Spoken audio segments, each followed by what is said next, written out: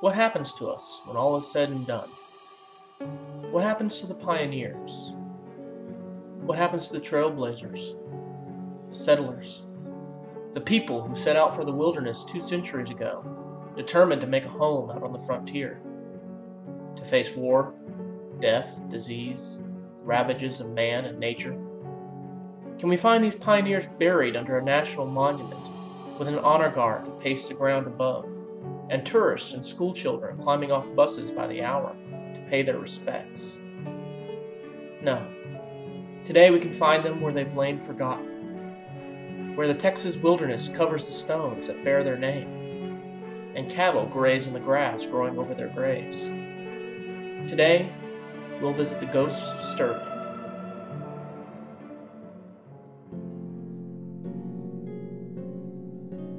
Welcome to Calvert, Texas, an old Central Texas town on the highway between Waco and Bryan College Station.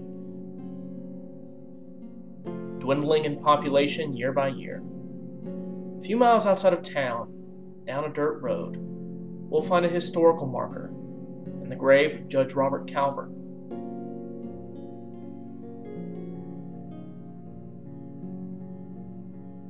For years, to even read the marker, you had to cross a barbed wire fence into a cow pasture. This is the former site of the town of Sterling, founded in the days of the Texas Revolution. Walking past the Calvert grave, we find nothing but undergrowth. Or do we?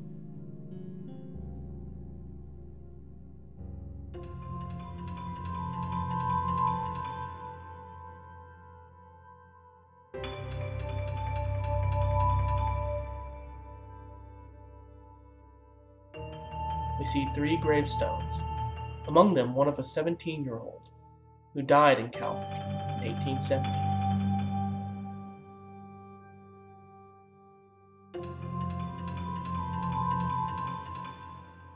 These aren't the only ones. The Sterling Cemetery was bulldozed in the 1970s to make room for cattle to graze. The remnants of our Texas past, over 400 pioneers, can be occasionally seen in this almost forgotten place. We find the remains of those who came to Texas when it was wild. Now they are, in the words of a gravestone, gone but not forgotten. The messages these pioneers have left behind are haunting. The last words of Jane McCall, who died in the 1880s, can still be read. Children, try and meet me in heaven. Here at Sterling, rusting fences protect monuments to a generation. Our children, among them a Confederate soldier who died at the Battle of Gettysburg. It's sobering to realize that most of the graves we find are those of children, like those of the Little family, found clustered together tightly.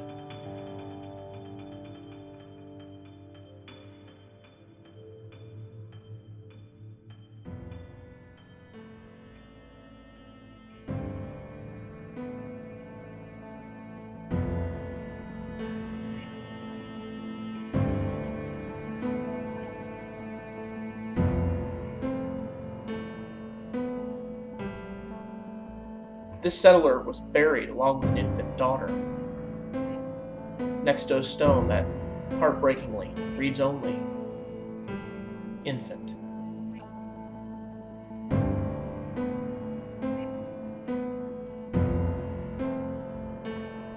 Time and the elements are hiding the memory of these settlers day by day.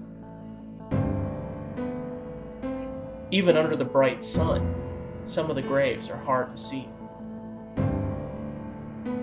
Like the marker of Della McIntosh, who died when she was 1 year old.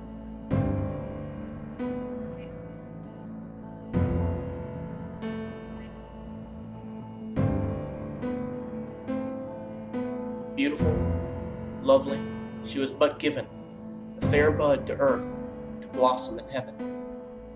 Della had little time to make her mark on this world, and the physical reminder of her presence is slowly being forgotten, like many others in Sterling.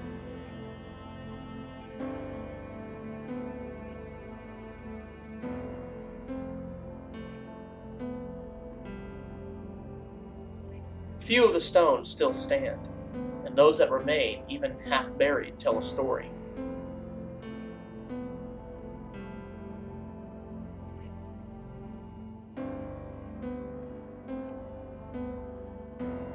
For instance, here we find the Erringers, among them 3 children, sharing a single stone: Anne, August, and Henry.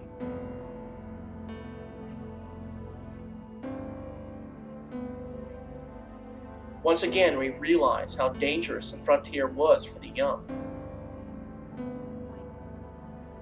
We also remember that Texas was a land of immigrants, looking for a brighter future.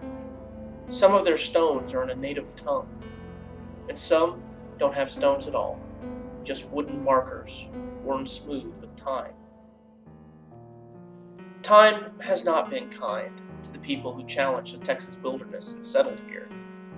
Our memories of their stories are fading with the names on their stones.